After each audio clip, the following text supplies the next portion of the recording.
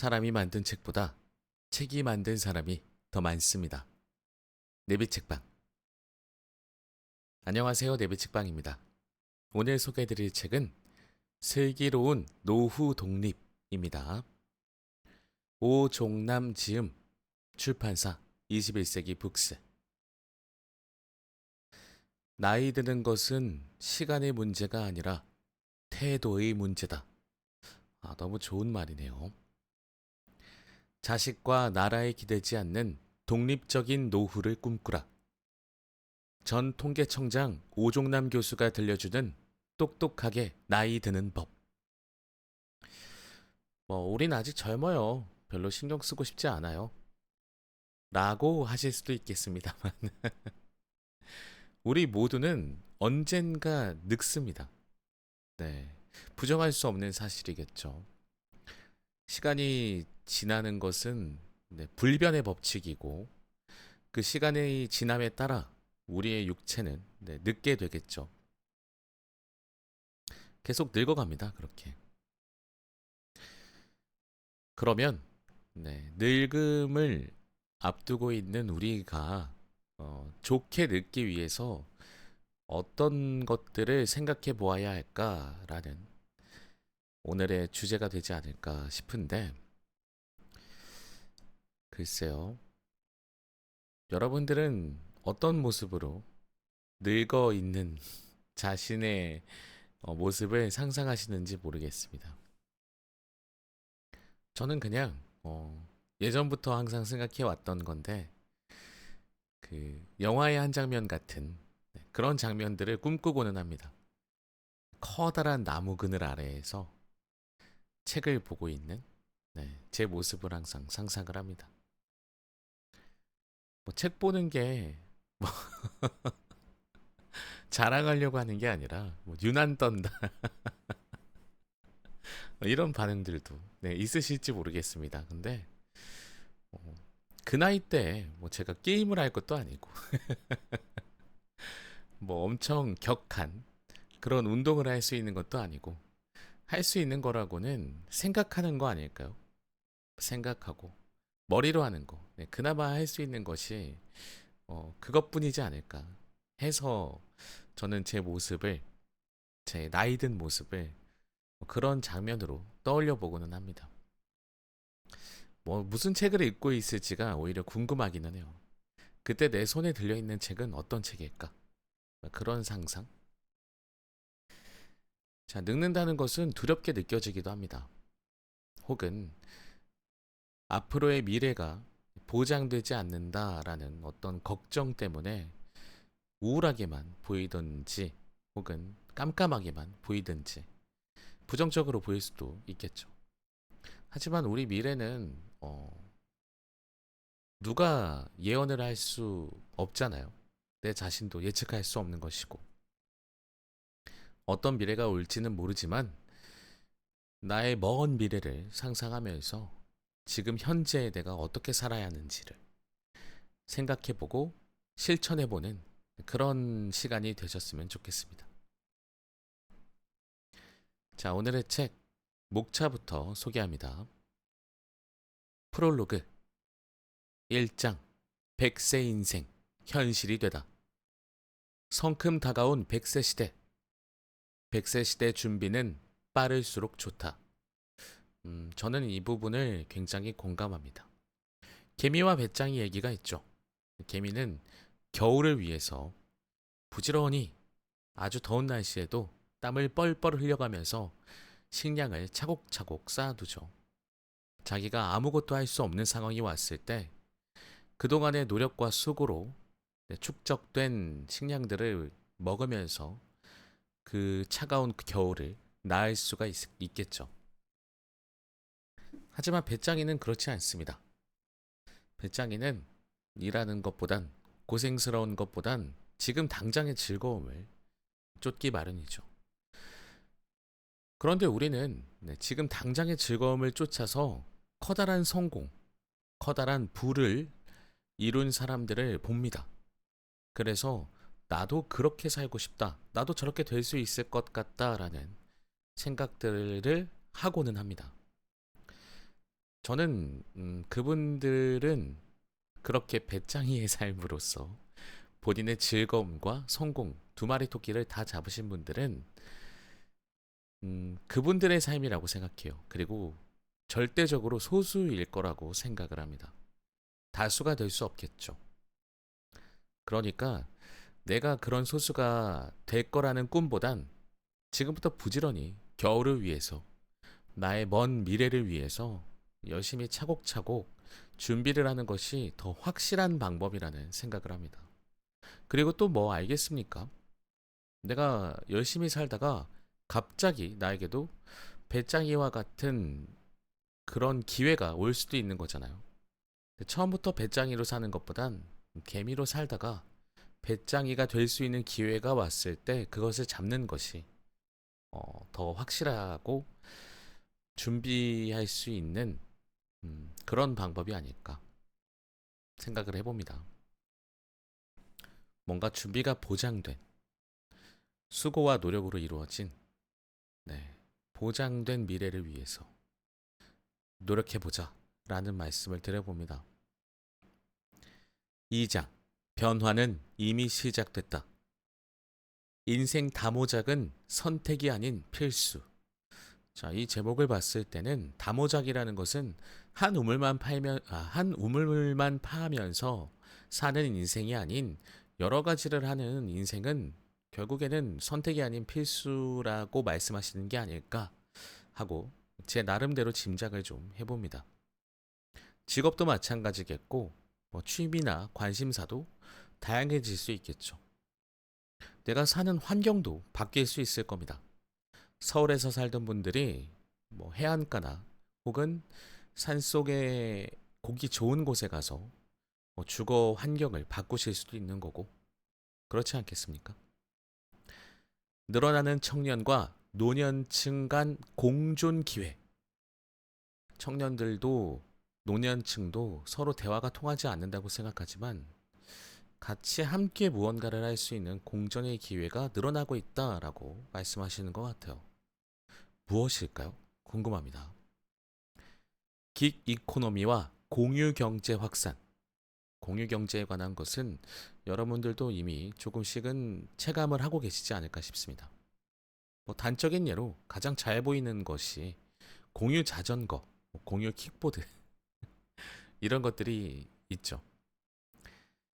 3장 인공지능과 동행하는 세상. 인공지능 빠질 수가 없죠. AI 시대의 풍경, AI의 시대, 일의 미래는 우리의 직업은 어떻게 바뀌게 될까요? AI로 노인 주거 생활을 안전하고 편리하게. 이것은 지금도 AI를 통해서 노인분들의 주거 생활에 도움이 될 수 있는 그런 다양한 서비스들을 개발하고 실제로 보급하고 있다고 알고 있습니다. 4장 배움에 늦음은 없다. 40세 이후 2차 성장을 위한 6가지 원칙. 롱런 하려면 롱런 해야 한다. 앞에 있는 롱런은 말 그대로 달리다의 런이고 뒤에 있는 롱런은 배우다의 런입니다. 재밌네요. 그리고 귀에 쏙쏙 들어오는 것 같습니다. 북유럽 시니어 의무 교육 제도. 시니어들을 대상으로 하는 다양한 교육 서비스나 어떤 신체 활동 서비스가 더 많이 생겼으면 좋겠다라는 생각을 합니다. 하기 시습지, 불력 열호. 이 말의 뜻은 배우고 때때로 익히면 기쁘지 아니한가 이런 뜻입니다. 끊임없이 배우고 익히는 것은 내 삶을 풍요롭게 만드는 방법 중에 하나라고 생각을 합니다. 어쩌면은 가장 중요한 방법일 수도 있겠다라는 생각까지 드네요. 미네르바 스쿨. 미네르바 스쿨도 어디서 들어본 것 같습니다. 제가 알기로는 온라인 강의를 주로 하는 대학 시스템이라고 알고 있거든요. 세계 여러 나라를 돌아다니면서 그 나라에서 직접 지내면서 경험도 하고 그런 약간 범세계적인 대학 제목이라고 알고 있습니다. 5장 라이벌만한 명코치도 없다. 김연아와 아사다 마오. 도전과 응전. 와, 도전과 응전이란 말. 응전이란 말을 정말 너무 오랜만에 듣는 것 같습니다. 그래서 책을 읽다 보면 아, 맞아. 이런 단어가 있었지 하는 그런 기쁨의 순간을 좀 느끼고는 합니다. 응전이라는 말. 너무 좋게 들려요. 멘토를 곁에 두라. 6장. 자투리 인생은 없다. 삶을 재설계하기. 남성과 여성의 역할 재정립. 파트너십과 프렌드십. 경청. 7장. 건강한 장수 전략을 취하라. 노화와 노쇠는 다르다. 건강이 전부다. 늙음악의 작은 병은 신의 선물이다. 아, 조금 너무 슬프기도 하네요. 좀. 마주 늙게 되어서 늦은 나이에 걸리는 작은 병은 신의 선물이다라는 이 제목을 봤을 때 여러 가지 생각이 좀 드는 것 같습니다. 이 제목만으로도 참 다양한 걸 느끼고 알게 됩니다. 감정 노화. 감정조차 늙게 되겠죠. 몸뿐만 아니라 감정과 생각도 우리는 점점 늙어가겠죠. 감정이 뇌를 바꾼다. 8장. 분수에 맞게 사치하기. 소득이 많다고 부자는 아니다. 과욕, 커욕, 탐욕. 다 버려야 할 것들이겠죠? 여기 들어가면 다 버려야 하지 않을까 싶네요.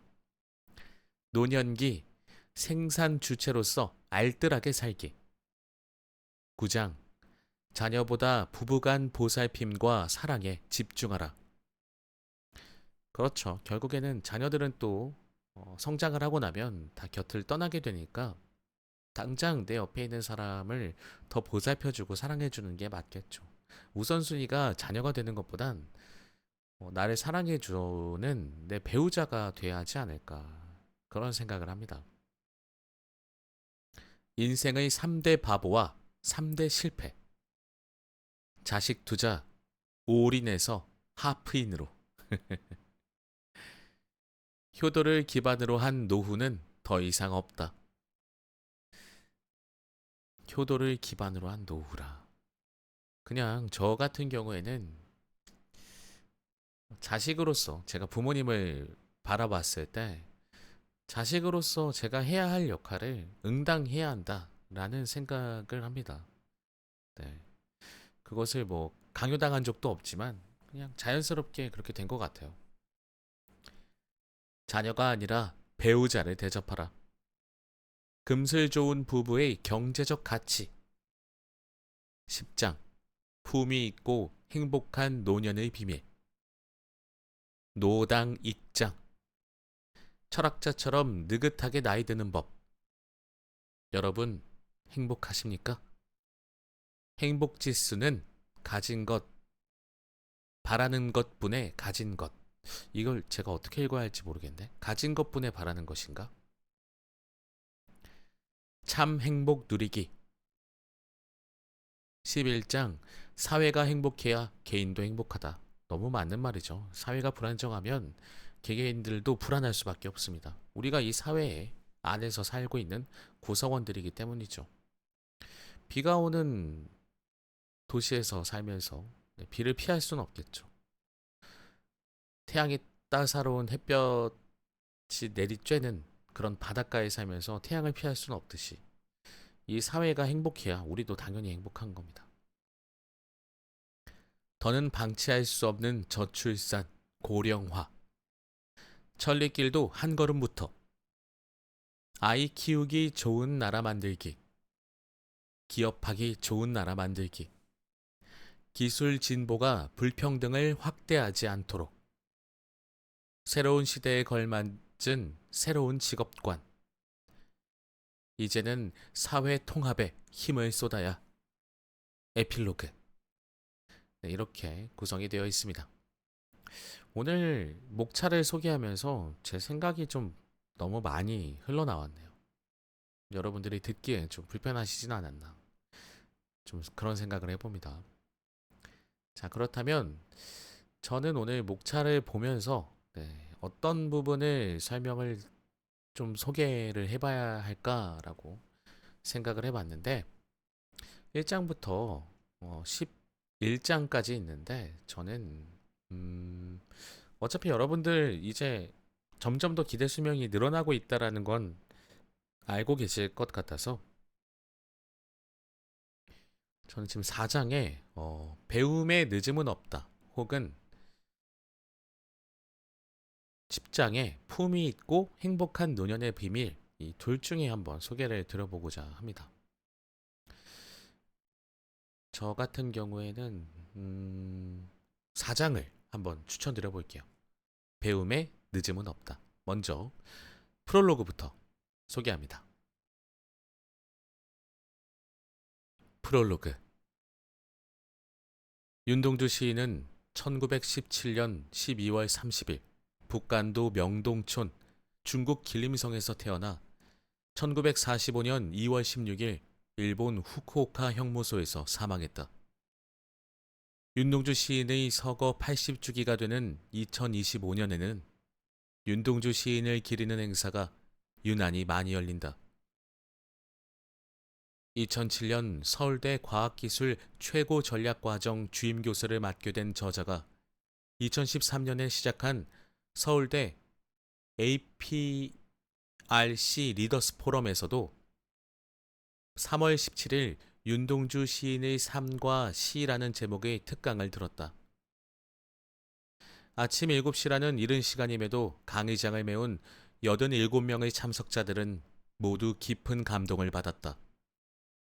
윤동주 시인은 서거 80주기가 된 지금도 여전히 우리에게 깊은 울림을 주고 계심을 실감했다. 특강에 앞서 평양 숭실중학교 동급생이던 김형석 교수님, 1920년 4월 23일생, 그 교수님이 출연하신 행복의 비밀이라는 짧은 비디오를 시청했다. 김형석 교수님은 100세가 넘은 지금까지도 왕성하게 활동하시는 우리들의 귀감이다. 포럼 마무리에 저자는 윤동주 시인, 유관순 열사, 가수 배호 등 요절한 위인들을 소환했다. 이분들은 짧게 사셨음에도 오늘날까지 우리 가슴 속에 선한 영향력을 미치고 계신다. 한마디로 짧고 굳게 사신 것이다. 어쩌면 100세가 넘도록 활동하시는 김영석 교수님 못지않은 영향력이었다. 한편 1960년 당시 52세였던 한국인의 평균 수명은 2024년 84세가 되었다. 64년 동안 무려 32세, 즉 2년에 1세씩 평균 수명이 늘어난 셈이다. 이제는 문자 그대로 장수 시대다. 2002년 2월 통계청장으로 부임한 저자는 이런 추세가 지속된다면 우리 세대의 평균 수명은 90세가 될 수 있다는 생각을 했다. 여기에 저출산 추세까지 보태서 2005년에 한국인 당신의 미래라는 졸전을 낸 바 있다. 그 책에서 다룬 주제가 바로 21세기 삶의 공식 30 더하기 30 더하기 30이다. 요컨대 우리 부모 세대의 삶은 부모 밑에서 자식 노릇 30년, 부모 노릇 30년 하고 환갑을 맞으면 남은 인생은 자투리 인생, 곧 여생이었다. 그런데 우리 세대의 삶의 공식은 환갑 후에도 또 30년을 사는 3번의 30년이 된다는 내용이다. 우리 세대에게는 짧고 굵은 삶은 주어지지 않았다. 그 대신 길게 사는 삶, 즉 장수가 주어진 것이다. 길지만 가늘지 않게 사시는 김영석 교수님이 남이 감사할 일을 많이 하는 삶이 행복의 비밀이라고 말씀하신다. 길게 사는 삶, 장수가 주어진 우리 세대에게는 남은 삶을 어떻게 하면 가늘지 않고 슬기롭게 살 것인가의 과제가 주어진 셈이다. 슬기로운 노후 독립이라는 타이틀의 배경이다. 이 책은 크게 11개의 장으로 구성되어 있다. 첫째 장에서는 성큼 다가온 100세 시대의 모습을 그려보았다. 우리나라 노인들이 처한 현실이 녹록지 않다는 점도 함께 짚었다. 100세 시대 준비가 빠를수록 좋은 이유를 알아보는 장이라고 할 수 있다. 둘째 장에서는 학업, 취업, 퇴직의 전통적 라이프 사이클이 무너진 점을 지적하고 그에 따라 달라질 노동시장과 근로 형태를 살펴보았다. 이제 청년과 노년층은 집에서나 일터에서나 함께하게 될 것이다. 그만큼 서로를 이해하고 인정하는 일이 필요하다. 셋째 장에는 인공지능 시대의 풍경을 담았다. 인간이 기계보다 잘할 수 있는 일이 무엇인지, 인공지능을 활용하여 한층 안전하고 편리한 노후를 보내려면 어떻게 해야 하는지 고민해 보았다. 넷째 장에서는 나이가 들어서도 새로운 지식과 기술을 익혀야 하는 이유를 살펴보았다. 북유럽의 시니어 의무교육 제도 등 다른 나라의 사례도 살펴본다. 길어진 삶 속에서 배움의 의미를 다시 묻는 장이다. 다섯째 장에서는 다른 사람을 통해 자극과 조언을 받으며 끊임없이 발전할 수 있음을 다루었다. 라이벌이나 멘토의 존재는 실력과 잠재력을 키우는데 큰 도움이 된다. 바람직하고 올바른 인생관과 행동 양식을 갖게 하는 롤모델의 필요성도 빼놓을 수 없다. 여섯째 장에서는 노년기가 길어진 만큼 시간과 인간관계를 관리하는 것이 무엇보다 중요함을 강조했다. 주위에 좋은 사람이 있으면 노후에 큰 힘을 얻을 수 있다. 그러려면 자신이 먼저 좋은 사람이 되어야 한다. 이 부분은 너무 좋은 말이죠. 일곱째 장은 건강한 장수 전략이 필요하다는 내용이다. 노화는 피할 수 없지만 노쇠는 미룰 수 있다. 늙음하게 찾아오는 병도 마음먹기에 따라 다르게 받아들일 수 있을 것이다. 여덟째 장에는 분수에 맞게 돈을 쓰는 방법을 담았다. 지출은 수입에 맞춰야 하고 과욕과 허욕, 탐욕을 경계하는 일도 필요하다. 또한 노년기에도 소비 주체에 머무르기보다 생산 주체로 살아가기를 권했다. 아홉째 장은 부부 사이에 관한 것이다. 효도를 기반으로 한 노후 대비는 더 이상 없다. 따라서 자녀에게 투자하는 돈과 시간을 줄여야 한다. 끝까지 함께할 사람은 자식이 아니라 배우자다. 열째 장은 품위 있고 행복한 노년이 되도록 노력하자는 다짐이다. 행복을 불러오는 마음가짐에 관해 살펴보았다. 마지막으로 11째 장에서는 사회가 행복해야 개인도 행복할 수 있음을 논했다. 100세 시대를 대비하는 일은 사회나 국가도 일정 부분 그 역할을 해야 할 필요가 있다. 아이 키우기 좋은 나라, 기업하기 좋은 나라는 개인과 국가 모두 노력이 있어야 가능하다. 기술 진보는 자칫 불평등을 확대할 수도 있는 만큼 앞으로는 사회 통합에 더 큰 힘을 쏟아야 한다. 이 책은 100세 시대를 잘 대비하는 방법, 그리하여 우리나라가 앞으로도 세계의 주목을 받을 수 있도록 하는 방법을 고심한 결과다. 각자가 자기 위치에서 열심히 100세 시대를 준비하며 동시에 어려운 이웃을 돌아보았으면 좋겠다. 나만 잘 사는 것이 아니라 함께 잘 살고자 해야 이 나라가 경제적인 측면과 사회적인 측면 모두 진정한 선진국이 될 수 있으리라. 부족한 저자의 생각인 만큼 미흡한 점이 많을 것이다. 이런 시각도 있구나 하고 이해해 주십사. 양해를 구한다.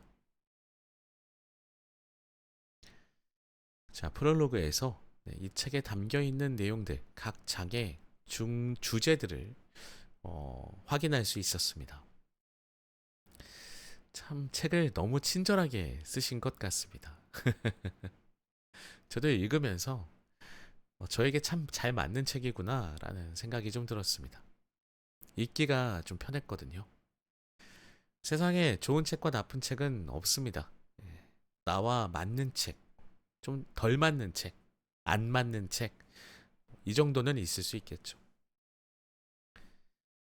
조금 맞지 않더라도 내 노력 여하에 따라 그 책과 친해질 수도 있습니다. 그렇다면 이제 본문 중 4장, 배움에 늦음은 없다, 소개하도록 하겠습니다.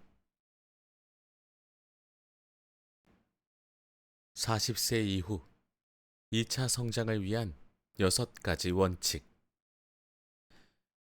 나는 사람이 점점 늙어간다는 걸 믿지 않아. 그보다는 인생의 어느 시기에 딱 멈춰서서 그때부터는 썩어가는 거라고 생각하지. 영국 시인 T.S. 엘리엇이 70대에 들어섰을 무렵 한 말이다. 이런 관점에서 보면 우리 삶의 전성기는 인생의 전반기에 온다.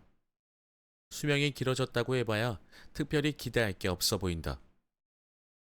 나이가 든 뒤에도 능력을 키워가며 활기차게 살아갈 수는 없는 걸까? 전문가의 말을 빌리자면 자기가 어떻게 하느냐에 따라 얼마든지 그렇게 살 수 있다. 미국에는 윌리엄 세들러라는 사회학자가 있다. 한때 아프리카에서 생활했던 그는 아프리카 남성들이 실제보다 20살쯤 어려 보인다는 사실에 놀랐다.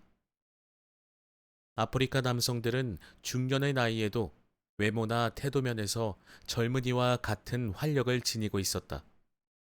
반면 미국에 돌아와서 만난 40, 50대 지인들은 아프리카에 사는 동년배들보다 훨씬 빨리 늙는 경향이 있었다고 한다.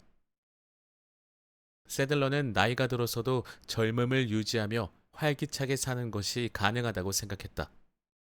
이에 하버드 대학 성인 발달 연구소에서 40 이후의 새로운 성장과 발달이라는 주제로 20년 넘게 장기 임상 연구를 진행했고, 첫 연구를 시작한 지 12년쯤 되었을 무렵 서드 에이지 40 이후 30년이라는 책을 펴냈다. 이 책에서 그는 중년에 들어서면 청년기 때의 1차 성장과 다른 새로운 2차 성장을 해야 한다고 결론 내린다. 그에 따르면 중년은 쇠퇴가 아닌 쇠신의 시기다. 자, 이 부분은 밑줄을 긋겠습니다. 혹시 이 방송을 듣고 계시는 중년에 해당하는 분들이 계시다면 네, 쇠신의 시기가 오신 겁니다. 얼마나 멋진 의미일까 싶네요. 세들러는 이 시기야말로 더 많은 것을 원하고 더 많은 것을 추구할 수 있는 뜨거운 흥분이 필요한 나이라고 주장한다. 자, 여기까지도 이어서 이어서 빗줄을 좀 긋겠습니다. 자, 아직 뜨겁죠. 아직 청춘입니다. 21세기 들어 인류가 역사상 그 어느 세대보다 오래 살게 된 것은 수명 보너스를 받은 것과 같다. 우리는 우리 부모나 조부모 세대와는 완전히 다른 모습으로 인생의 후반기를 새롭게 장식할 가능성을 부여받았다는 것이다. 물론 이는 전적으로 우리의 태도에 달려있다. 세들러는 우리 인생을 크게 4개의 시기로 나눈다.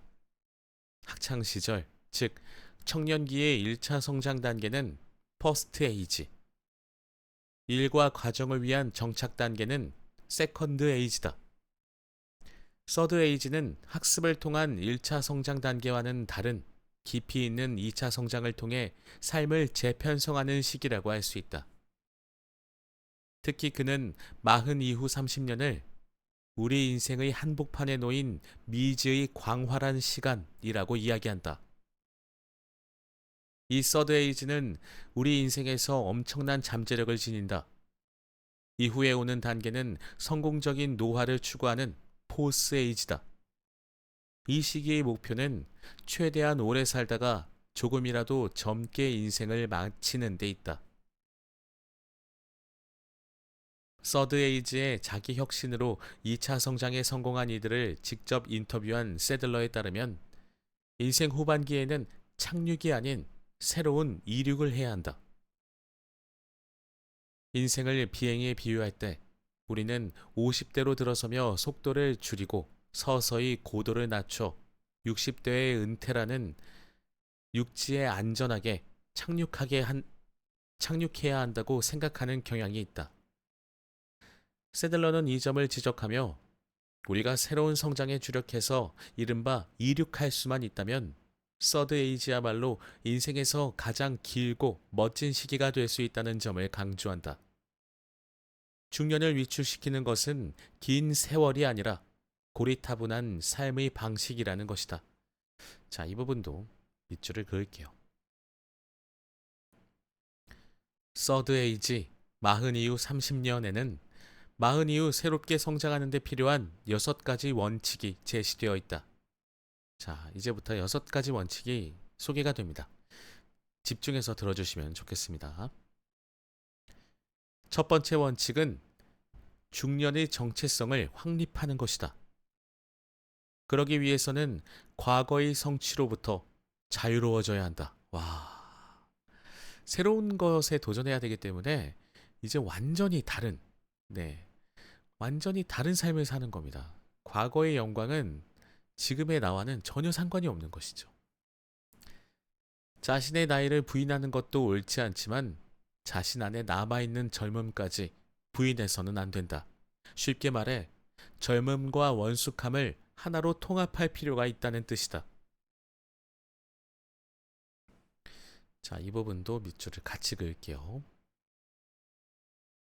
두 번째 원칙은 일과 여가 활동의 조화를 이루라는 것이다. 성인기 정체성은 대부분 사회적 지위, 경제적 지위와 연관되어 있다. 은퇴 후 자신의 역할이 없어졌다는 사실을 받아들이지 못하고 괴로워하는 사람이 많은 이유다. 세들러는 일에 대한 정의를 새롭게 내리라고 말한다. 의미 있는 활동, 자기를 표현할 수 있는 활동으로 일의 포트폴리오를 넓혀야 한다. 세 번째 원칙은 용감한 현실주의와 성숙한 낙관주의의 조화를 이루는 것이다. 이는 자신이 처한 상황을 있는 그대로 평가라는 뜻과 같다. 현실의 장애물, 내적인 두려움도 인정하면서 강인함과 같은 긍정적 자질을 함께 키워야 한다. 도전을 기꺼이 받아들일 수 있을 때 진정으로 원하는 일을 할 수 있기 때문이다. 네 번째 원칙은 자신에 대한 배려와 타인에 대한 배려 사이의 조화다. 세들러에 따르면 중년들은 대체로 자신에 대한 배려를 이기심과 혼동해 왔다. 와, 이 부분도 밑줄을 좀 그을게요. 요새도 그런지 모르겠습니다만, 자기 희생이 당연한 생각으로 자리 잡은 그런 세대의 분들이 계시기도 하죠. 하지만 나이가 들수록 스스로를 보살펴야 자신에 대한 분노가 줄어들며 나아가 타인과 사회까지 배려할 수 있게 된다. 다섯 번째 원칙은 진지한 성찰과 과감한 실행 간의 조화를 이루는 것이다. 다소 다른 특성처럼 보이는 두 가지 요소를 통합하는 것이 중요하다. 자, 이 부분도 밑줄을 그을게요. 자신이 지금 무엇을 할 수 있는지 스스로 깊이 살피며 묻고 그런 연후에는 단호하게 실행에 옮기라는 조언이다. 마지막으로 여섯 번째 원칙은 자신만의 자유와 타인과의 친밀한 관계 간의 조화를 이룰 필요가 있다는 것이다. 세들러는 지금껏 중년의 자유가 조명받지 못했다고 평가한다. 다른 사람과 가깝게 지내는 것도 중요하지만 개인의 자유를 누리는 것도 꼭 필요하다. 자유를 누리는 삶이란 자기 책임을 다하는 동시에 남이 아닌 자기 내면의 소리를 찾아가는 것을 뜻한다. 100세 시대에는 다단계의 삶을 살게 될 것이므로 연령을 기준으로 한 세들러의 구분은 현실과 동떨어진 부분이 있을 수 있다. 그렇지만 서드 에이지에 해당하는 중년 시기를 성공적으로 보내야 장수 시대가 제공한 기회를 잘 활용할 수 있다는 주장만큼은 충분히 귀 기울일 만하다고 본다. 자, 여기에서 네, 2차 성장을 위한 세들러의 6가지 원칙, 네, 간략하게 한 줄씩 소개하자면 첫 번째, 중년의 정체성 확립하기. 두 번째, 일과 여가 활동의 조화. 세 번째, 용감한 현실주의와 성숙한 낙관주의의 조화.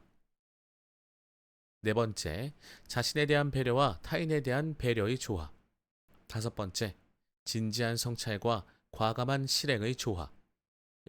여섯 번째, 개인의 자유와 타인과의 친밀한 관계의 조화입니다. 다음 장입니다. 롱런 하려면 롱런 해야 한다. 발음이 맞나 모르겠네요. run과 learn이었습니다. 인간은 태어나서 죽을 때까지 전 세계에 걸쳐 성장하고 발달한다. 따라서 배움에는 끝이 없고 교육은 가정과 학교, 사회의 어디에서든 장소의 구분 없이 이루어져야 한다. 셰익스피어가 한 말이었죠. 늙어서도 학생으로 남아야 한다라는 말이 기억이 납니다. 100세 시대가 도래한 만큼 배움의 시간은 더욱 길어질 수밖에 없다. 거기에는 세 가지 이유가 있다. 우선 시대의 흐름을 쫓기 위해서다. 급격하게 변해가는 세상에서 불변의 지식이나 기술이란 없다. 계속해서 배우지 않으면 눈 깜짝할 사이에 뒤처질지 모른다. 심리적 건강이나 여가 활동의 일환으로서도 배움은 늘 지속되어야 한다. 둘째, 100세 시대에 좀 더 체계적으로 대비하기 위해서다. 미래 사회에서는 학업, 취업, 퇴직이라는 사이클을 2번 이상 거칠 가능성이 높다. 새로운 일자리를 얻으려면 거기에 필요한 지식과 기술을 습득해야 한다. 젊은 사람도 마찬가지다. 계속해서 새로운 지식과 기술을 배워가며 고용 가능성을 높여나가야 할 것이다. 나이가 든 뒤에는 젊은 시절에 못다한 공부를 하고 싶을 수 있고 순수한 도전 정신과 탐구심을 갖게 될 수 있다. 새로운 직업을 갖기 위해 공부를 해야 할 때도 있다. 정규 학교 교육만으로 이러한 필요를 충족할 수는 없다. 일본에는 최근 재고용과 재취업보다 창업을 선택하는 시니어들이 늘고 있다고 한다. 첨단 기술의 보급이 기폭제 역할을 했다. 첨단 IT, 네트워크 기술이 발달하면서 큰 돈을 들이지 않아도 창업을 할 수 있게 되었기 때문이다. 무료 홈페이지 제작 서비스나 SNS를 통한 마케팅 활성화는 노년층의 창업 의욕을 높여주고 있다. 셋째, 기업의 요구에 부응하기 위해서다. 시대의 변화에 따라 기업의 요구도 변화한다. 미래에는 기계가 사람의 일을 상당 부분 대신할 것이고, 따라서 한 분야의 전문 지식인보다 다방면의 영역에서 활동할 수 있는 인재가 각광받을 것이다. 그런 만큼 폭넓은 영역에 걸쳐 지식과 기술을 익혀야 한다. 국제 교류나 협력이 필요한 일에 종사한다면 새로운 문화와 언어에 대한 학습도 게을리할 수 없다. 업무에서 요구되는 핵심 역량을 갖추는 것뿐 아니라 계속 업데이트하는 노력이 필요하다. 평생교육은 대세가 되어가고 있다. 1965년 12월 유네스코에서 열린 성인 교육을 위한 국제회의에서 본격적인 논의가 이루어진 뒤 유럽의 여러 국가는 평생학습을 국가 차원에서 전략적으로 뒷받침하겠다고 나섰다. 그동안 우리나라는 평생학습이라고 하면 시민 교양교육 정도로 여기는 분위기였다. 이제는 달라져야 한다. 1965년부터 유럽은 이미 시니어들을 위한 교육을 하고 있었다는 겁니다. 우리나라는 참 이런 게 너무 지금도 잘 없죠. 그래도 요새는 제가 알기로는 많이 생겼어요. 예전보다는. 요새는 많이 생겼습니다. 평생학교 뭐 이런 식으로 지자체에서 운영하는 것들도 많고요. 저희 집 근처에도 제가 사는 곳 지자체에서 운영하는 평생학교에 과목들이 굉장히 다양하게 있더라고요. 평생학습 여건이 비교적 잘 갖춰진 일본의 사례를 살펴보자. 일본에서는 50세 이상을 위한 1년제 대학 과정이 있다. 도쿄 도내 리쿄 대학이 그 예다. 시니어 대학생은 연 40만 엔의 학비를 내면 주 5일간 일반 학생과 다름없이 강의를 들을 수 있다. 정식 학위는 주어지지 않지만 1년을 더 이수하면 관련 자격증을 취득하는 것도 가능하다. 70명 정원에 매년 100명 이상 지원하고 있으며 재학생 평균 연령은 62세라고 한다. 은퇴 후 얻은 자유시간을 학습에 쓰려는 단카이 세대, 베이비붐 세대의 욕구와 학령 인구 감소로 학생 충원에 어려움을 겪는 대학의 입장이 서로 맞아떨어지면서 또 한 번의 대학 생활은 큰 인기를 끌고 있다. 재정 지원도 활발하다. 니가타 산업대학은 60세 이상 입학자에게 입학금과 수업료를 반액 감면해주고, 시즈오카 산업대학은 젊은이에게 지혜를 주는 시니어에게 장학금을 지급하기도 한다. 우리나라는 이러한 시니어 대학생 프로그램을 운영하는 곳이 없다. 다만 학교에서 실행하는 정기적인 수업부터 공개 강좌, 토론회, 현장학습, 강습회, 통신교육, 그리고 대중매체를 활용한 방법까지 다양한 형식으로 평생학습 기회가 제공된다. 기존 학교 시설을 이용한 노인학습센터, 어머니 교실도 흔하다. 방송통신대학이나 산업대학 같은 기관에서 실시하는 교육과 학점은행제가 있고, 공공기관과 사설학교, 민간단체가 주관하는 교육 프로그램도 쉽게 찾아볼 수 있다. 사이버 강의와 같이 온라인 통신 매체를 통한 교육도 늘어나는 중이다. 시공간의 제약이 사라진 만큼 많은 돈을 들이지 않고도 손쉽게 배움의 기회를 얻을 수 있다는 점이 고무적이다. 100세를 넘긴 철학자 김형석 교수는 65세에서 90세 때가 가장 좋았다고 말한다. 그러면서 은퇴 후에도 공부와 일을 놓지 말 것을 당부한다. 학교 공부는 사회생활에 필요한 최소한의 지식이나 교양을 갖추기 위한 것이었다. 적어도 지금까지는 그랬다. 하지만 미래는 평생 직장이 아니라 평생 직업의 시대라고 해도 과언이 아니다. 몇 개의 직장 혹은 직업을 거치게 될지 알 수 없다. 새로운 직장에서 요구하는 지식과 기술도 다양해질 것이다. 일자리가 불안할수록 배움은 선택을 넘어 생존의 과제가 된다. 남과 다르게 살기 위해, 남보다 앞서 나가기 위해 더 많이 배워야 함은 두말할 나위도 없다. 미래학자 엘빈 토플러는 21세기 문맹이란 잊고 쓸 줄 모르는 사람이 아니라 배우고 배운 것을 잊고 다시 배울 줄 모르는 사람이라 했다. 살아있는 한 계속해서 사는 법을 배우라 하던 로마 철학자 루키우스 세네카도 있다. 롱런 하고 싶다면 롱런 해야 한다. 100세 시대를 살아가는 우리가 반드시 기억해야 할 말이다. 자, 밑부분에 신경가소성 이론이라는 것에 대한 글이 있는데, 이것이 무엇이냐면 학습 능력이 나이가 들수록 떨어지는 것일까? 예전 같으면 당연히 그렇다고 대답을 했겠지만요. 뇌의 기능이 어릴 때 가장 활발하며 그 후에는 퇴화한다는 게 기존의 통념이었습니다. 그런데 오늘날 뇌과학자를 비롯한 전문가들은 다양한 실험과 연구를 통해 전혀 다른 견해를 내놓고 있다고 합니다. 뇌는 계속해서 변하고 우리가 새로운 것을 배울 때마다 새로운 연결망을 만들어 기억과 움직임을 구성한다는 것이죠. 이러한 변화는 나이가 들어서도 똑같이 나타난다고 합니다. 학자들이 손상된 뇌세포가 회복되지 않는다고 믿었던 과거와는 달리 학습 여부에 따라 뇌 기능이 회복될 여지가 있음을 규명해내기에 이르렀다고 해요. 이건 정말 놀랍습니다. 그러니까 우리가 단순히 늙었다고 해서 뇌까지 무조건 늙는다는 이론은 이제 맞지 않다는 것입니다. 우리가 뇌를 어떻게 쓰냐에 따라서 손상된 뇌세포까지도 회복될 수 있다라고 지금 보여지고 있다고 합니다.